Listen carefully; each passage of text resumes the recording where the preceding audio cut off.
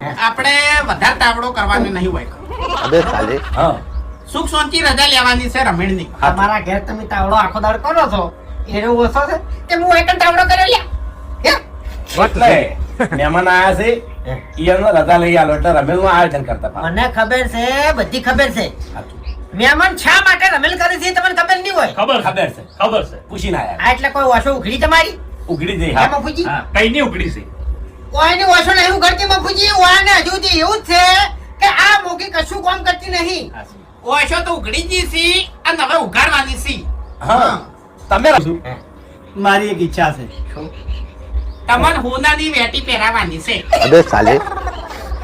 દાદા એક મિનિટ વગડો મારી વાત ગાડીઓ ઘણી આવી છે મારે બરાબર પણ ઈ હરેક વાત ઉપર હું મોગીની રજા લઉં છું ઓય. હે ભૂપતજી? ઓય. એટલે પણ હાલ્યા પ્રભુ તો બા શાંતિથી બેહો કે